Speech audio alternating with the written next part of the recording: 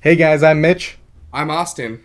and this is Super Platinum Achievement, and we just got some big news. I mean, big news. The biggest of news, The really. biggest of the newses. Microsoft made a gigantic purchase here, and we're going to talk about it in just a minute.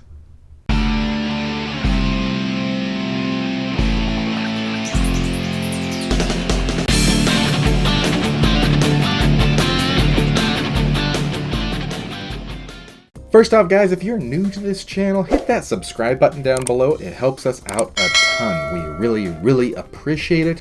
Also, at the end of the video, if you liked what you saw, give us a big thumbs up. Don't forget to check out our giveaway playlist as well. We do them all the time, and we may have a pretty awesome one going on right now. You never know. If we don't, we will soon. But yeah, Microsoft made history today, again, with the biggest purchase in gaming history. Yeah, crazy. As soon as I woke up this morning, looked at my phone before getting ready for work, and literally was every single story on my Facebook. Yeah. It was just this acquisition of Microsoft purchasing Activision Blizzard, which is crazy in and of itself. But the amount of money they spent on it is even crazier. Oh my word, yeah. It's ended up being like $68.7 billion, which... Yeah, $95 per share, which is more than double its current value. Last I checked, it was hovering around the $44 a share range. And Microsoft was like, hey, we're going to double that because we think we can make it worthwhile. We'll see. The official transaction won't go through until the end of the fiscal year, which is going to go into 2023. So... most likely it won't get done this year. If it does, it's going to be the end of this year, but it may not be official until 2023. So yeah, we'll see how that goes. It was about 7 months for the Bethesda thing to go through, I feel like. 6-7 months. I think this is going to take maybe a little bit longer because I think they're going to have to go through some this is not a monopoly rigmarole to make sure it can happen. Yeah, what's next? Is Sony gonna have to go buy EA or something? I mean, oh yeah, my goodness. I mean, if they're buying Activision Blizzard for that, I mean, I don't even know. I mean, I didn't think Activision Blizzard was worth that much, but apparently Microsoft does. Apparently they think it is. I mean, there's a lot of factors I think that led up to this purchase. Obviously, there's a ton of internal struggles and issues within Activision Blizzard, mainly on the Blizzard end of it, actually, because Activision and Blizzard joined forces. I think it's been within the last 5 years. I could be off on it just like slightly, but they essentially ran their companies separately still, but all were under the same domain. So there was still a Blizzard CEO and an Activision CEO, and then they still worked on Blizzard properties and Activision properties. It wasn't the same, a lot of crossover or anything like that. And we've got actually on both sides, because Blizzard had basically the horrible treatment of employees. Yeah, so like their CEO was like forced to step down not too long ago. There's been so much like lawsuits and harassment issues. Like the stuff that's been coming out of Blizzard was absolutely awful. I mean, we end up having the creative lead or director of Overwatch, Jeff Kaplan, just leave the company because he didn't want to deal with it anymore. While in developing Overwatch 2, so we don't know what's even going to happen there. I think someone from the Diablo team also just pieced out and left because of how bad the work culture was with the pending Diablo 4 coming out. Or is it Diablo 5? 4? Diablo 4, yeah. That one pending too, so it's like Blizzard's kind of been in like this weird state of flux for probably about the last 2 years. So, I mean, they were ripe for the picking, that's for sure. And Microsoft and Activision has had the more recent ones with the assault and the harassment issues with the current CEO. He hasn't stepped down or anything. He is now, the current CEO for Activision is done. Phil Spencer will take his place, is what they said. So Phil Spencer will now act as the CEO of both Activision and Blizzard.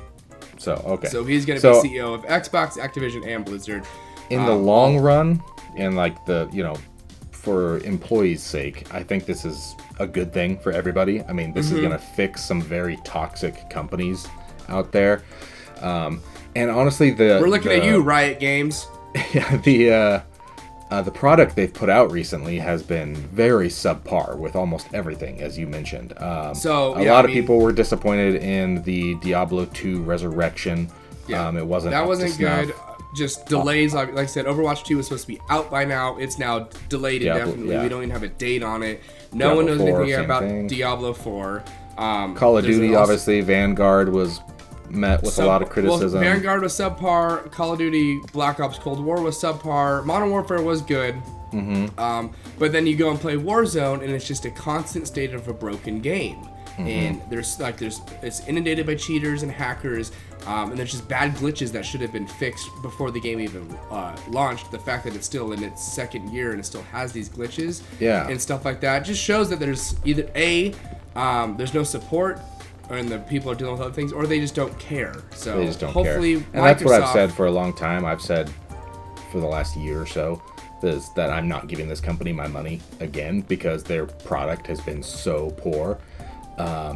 And with all the allegations and harassment issues, Phil Spencer and Jim Ryan actually met recently to discuss removing their games from the PlayStation and Microsoft stores altogether in a response to this. So obviously they talked, and then Phil Spencer was like, maybe we just buy them. Yeah, you know it's a bad deal when they make EA look like the saints of gaming. So all that aside, huge purchase, and it leaves the question of what is this gonna, what is the future gonna hold because of this? Are they gonna make these certain games exclusive? One of the first things I text you was, I think it's really weird now because now Microsoft owns Crash Bandicoot and Spyro the Dragon. Yeah, which are famously PlayStation titles. Yeah, that's weird. It's weird that Activision ended up with them and they weren't able to hold on to them. But that happens all the time. I mean, obviously, Microsoft owns Banjo-Kazooie and not Nintendo, even though it's synonymous with Nintendo. It's the same thing. Like rights and registered names and rights flop between companies. Yeah, if they don't own 100% of them, then that happens. Some THQ company that doesn't exist anymore had the rights to whatever, and now it got conglomerated into whatever studio now is owned by Microsoft or something. It's kind of crazy how stuff like that happens. So Crash Bandicoot and Spyro are now owned by Microsoft. Yeah, and there's a ton of other IPs that come with this. The weird one that nobody will think of is Candy Crush is in that mix, and I which think is that's actually their number one money generator right now. Well, in my mind they have three huge money makers on this. Candy Crush is one. Yeah. World of Warcraft is 2, and probably Call of Duty, because Call of Duty makes $1 billion a year. So I think they have three of the biggest games out there right now. I mean, World of Warcraft has been making money since it came out, 20 years ago. However, it's long it's been. Yeah, it hasn't even come close to dying. Obviously, that's why the price tag of $68.7 billion is pretty staggering, but I think that they will be able to make up the money. And just to give you an idea of how much money that is, I have this pulled up real quick. Oh yeah. I have all the GDP of the countries around the world here, and this purchase alone is higher, puts Microsoft or whatever, just this purchase is 76th out of 211 countries for GDP. That's the top third of countries for GDP for purchasing one company, right between Venezuela and Tanzania here. And that is they might as well just buy Venezuela. Huh? They might as well just buy Venezuela. Yeah, I mean, Venezuela's only 70 billion, so might as well just own it. That's just that amount of money. I think regular, normal people like us, it's like we can't even fathom that amount of money. It's insane. It's insane. I mean, that is. And what's crazy though is isn't that $700,000 million or something like that? Math is hard. No, 700,000. It's $1,000 million like 700 times or something. I don't know. It's crazy. It's too much money. But even with this purchase, this comes from New York Times. They added the revenue from Activision Blizzard and from Xbox and put them together. And even with this, they're still not the number one gaming company. Number one is still Tencent. I mean, they've got their hands in everything. They're, doing everything in China. So they're number one. Number two is still Sony with the PlayStation and PlayStation Studios. And now number three, when you add in Activision Blizzard, is going to be Xbox. So they went from being in the top 10, I think they were around number 10. They were below Nintendo still. Now they're, boom, all the way up to number 3. So it added a lot, but still didn't make them number 1.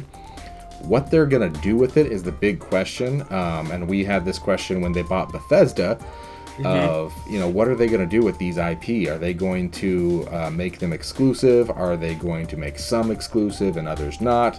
What Phil Spencer commented on is it's really all about the metaverse, meaning basically cloud services is what they're talking about now, and Game Pass. So that's their big focus. Now, is it going to be Game Pass only? I think it's going to be same thing. It's going to be hit and miss. I would be shocked to see Call of Duty leave PlayStation because majority of people that play Call of Duty, I believe, are on PlayStation. Yeah, at least I think half it's still of them. like an overwhelming majority of people are still on PlayStation. Yeah, and that is literally just taking 5. money. Yeah, that's literally just taking money and throwing it away. You can hope that a lot of them would switch and either get a PC with Game Pass or buy an Xbox. I don't see it. I don't see it possible because like a kid growing up only gets one console. They got a PS4 or PS5 for the next couple of years. They're not gonna, get a PC because they're, can't afford it. Parents will buy them one. They don't know how to build one, and so they're not, or B, they're not gonna get another console just to play one game. Yeah. And especially the timing. It's not super late, but the timing, if this happened before the release of the next-gen consoles, then maybe more people might have switched because they've been like, now's the time to switch because it's, a generation transition. But a lot of people already have their PS5s and Xbox Series X's.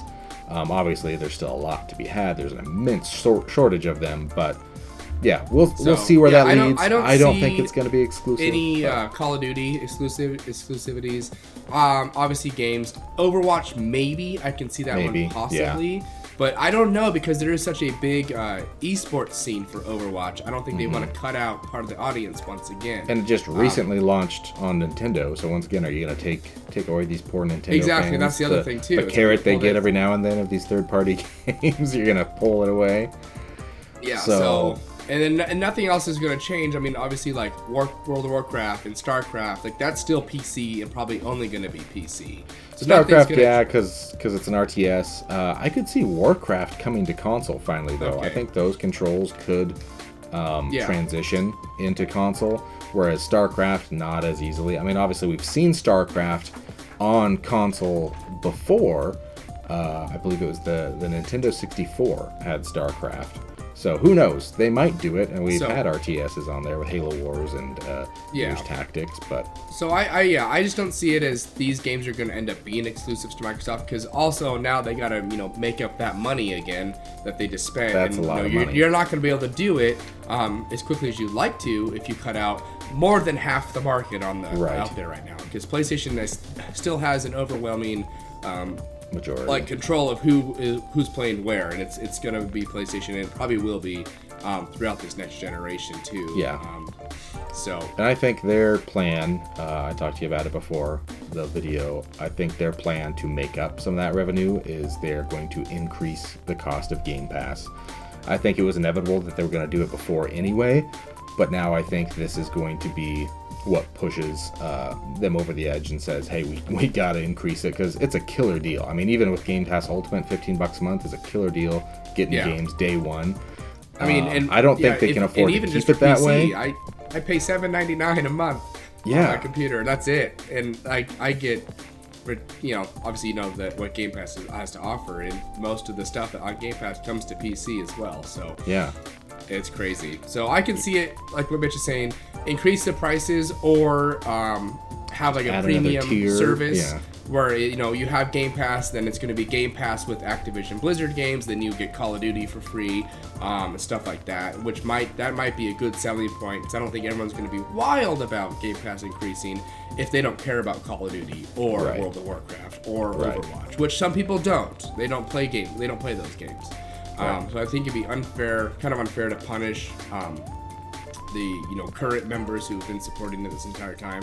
I wouldn't say punish, because I think they're still going to get a great deal out of it. But some people won't be wanting to pay more money to get services or games that they don't even care about. So right. I can see it being a tiered system as well, because I mean they kind of already have their tiered system currently with that Game Pass. So it's like buying Showtime on DirecTV or something. You got to pay extra for it or whatever. Yeah, we'll see. But the more games and the more IP that Xbox holds on to, I mean, the more money they're going to be losing by just relying on the subscription service. But I think that's the way to develop the base, and then once they have the base they want for Game Pass is when they're going to start raising that price, just like what Netflix has done to us for the past 5 years. It seems like every year and a half we get a price increase on Netflix now. I actually just saw it the other day. So it's going up already. And I think Microsoft is going to do the same thing. It's just business. That's just how it works. Huge story here with this purchase. It's going to be interesting to see how this all plays out once it goes through end of the year, beginning of next year. So I think we're actually both on the pretty positive side of this, because we think it's going to hopefully solve a lot of the issues Blizzard and Activision is going with, both internally with their staff and stuff, and hopefully improve their games as well. Like we said, Call of Duty's kind of been lackluster last couple years, and even before then as well. Obviously, we don't know what's going on with Overwatch 2, Diablo 4. Like maybe we'll get more dedicated teams to work on these games and keep them supported longer. Microsoft's got more employees, more reign, more control now. So they might be able to help out. I think the way that they probably helped out Bethesda with their titles as well. So yeah. But we'll see. So time will tell. We'll see. Right? We will see. So let us know what you guys think in the comments. What are they going to do? Is it going to be all exclusive? Is Microsoft going to be just, it's all about Xbox and the Xbox ecosystem, and you got to be on there in order to play? Or are they going to do what they've done with Minecraft so far and see that there's way too much money to take it away from everybody else? Exactly. Or are they going to put Game Pass on your Sony? Your PlayStation there. Who knows? That's up to Sony. I think they would if PlayStation paid for it. So, I don't know. We'll see. It's getting weird in this gaming universe. We're going to put Game Pass on Sony, make PlayStation pay for it. There you go. Yes, make PlayStation pay for it. I still do see it coming to other platforms. We know it's coming to smart TVs soon. We will see how it all pans out. Let us know what you think. If you like this video, give us a big thumbs up. Don't forget to smash that subscribe button down below. It helps us out a ton. And we sure hope to see you again here on Super Platinum Achievement. See you guys. Bye.